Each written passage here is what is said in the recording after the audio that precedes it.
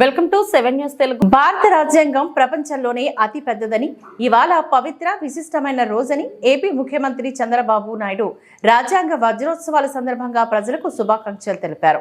సచివాలయంలో ఏర్పాటు చేసిన ప్రత్యేక కార్యక్రమంలో చంద్రబాబు మాట్లాడారు. భవిష్యత్తులో ఎదురయ్యే సవాళ్లను ఊహించి రాజ్యాంగాన్ని రచించారు. రాజ్యాంగ పరిషత్లో తెలుగు వాళ్ళు ప్రధాన పాత్ర పోషించారు. సాంఘిక, ఆర్థిక, రాజకీయ న్యాయం అందరికీ అందాలనేది రాజ్యాంగ లక్ష్యం. ఓటు హక్కు ద్వారా రాజ్యాంగాన్ని కాపాడుకోగలుగుతున్నాం. దీన్ని దుర్వినియోగం చేసిన నేతలకు ఓటు ద్వారా ప్రజలు బుద్ధి చెప్తున్నారు. ప్రాథమిక హక్కులను కూడా గతంలోని ఎలా కాలరాశారో చూసాం. అధికార దుర్వినియోగం చేయడం రాజ్యాంగ ఉల్లంఘనే. రాజ్యాంగం ఇచ్చిన అధికారాన్ని ప్రజల కోసం ఉపయోగించాలి అని చంద్రబాబు పేర్కొన్నారు. కాకుండా ప్రపంచం మొత్తం ఎవరైతే భారతీయులు ఉన్నారో వారందరికీ కూడా శుభాకాంక్షలు. ప్రపంచంలోని అతిపెద్ద రాజ్యాంగాన్ని, అతిపెద్ద ప్రజాస్వామ్య దేశానికి పరిరక్షణ కలిగించిన రోజు. మన రాజ్యాంగాన్ని రాజ్యాంగ పరిషత్ ఆమోదించిన రోజు కూడా. ఇప్పుడే చాలామంది మాట్లాడారు.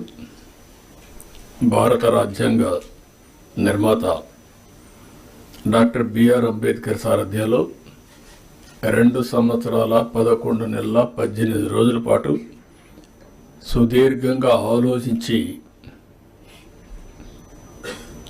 రాసినటువంటి రాజ్యాంగం.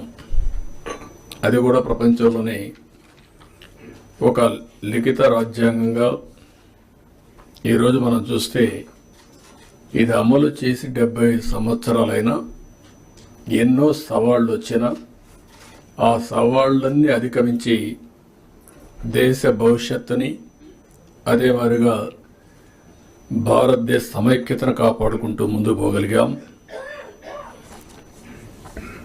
డాక్టర్ అంబేద్కర్ 125వ జయంతి సందర్భంగా 2015 నుంచి రాజ్యాంగాన్ని భారత రాజ్యాంగ దినోత్సవంగా జరుపుకుంటూ ముందుకు పోవాలని గవర్నమెంట్ ఆఫ్ ఇండియా నిర్ణయించడం. మనం రాజ్యాంగాన్ని సమర్పించిన రోజు ఈ రోజైనా మనం అందరం కూడా జనవరి 26 నుంచి మన రాజ్యాంగాన్ని పరిరక్షించుకున్న దినోత్సవంగా మనం ముందుకు పోతూ వచ్చాం. అయితే ఈరోజు మనం దీన్ని ఒక 2 అకేషన్లో గుర్తు చేసుకుంటున్నాం. స్వాతంత్ర దినోత్సవం జరుపుకుంటున్నాం. మొన్నటి వరకు జనవరి 26 రిపబ్లిక్ డే మాత్రం జరుపుకున్నాం. ఎన్డీఏ గవర్నమెంట్ వచ్చిన తర్వాత రాజ్యాంగాన్ని ఆమోదించిన రోజు కూడా మనం జరుపుకోవాలని నిర్ణయించడం అనేది చాలా ముఖ్యం. రాజ్యాంగాన్ని ఇప్పుడు మన అందరం కూడా మన మైండ్ని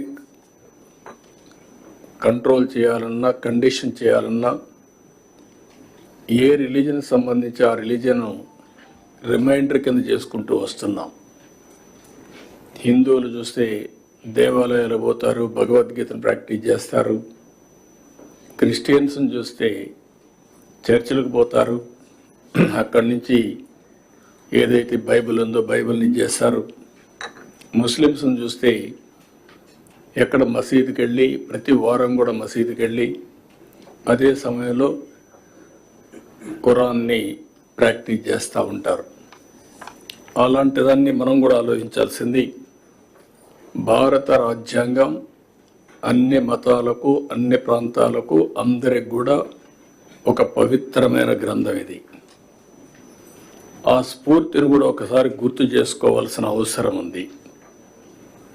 ఆ రోజు బ్రిటిష్ పాలకులు వచ్చినప్పుడు భారతదేశంలో వ్యాపారం కోసం వచ్చి అక్కడి నుంచి దేశాన్ని మొత్తం హస్తగతం చేసుకుంటూ పరిపాలన వాళ్ళు సాగించారు.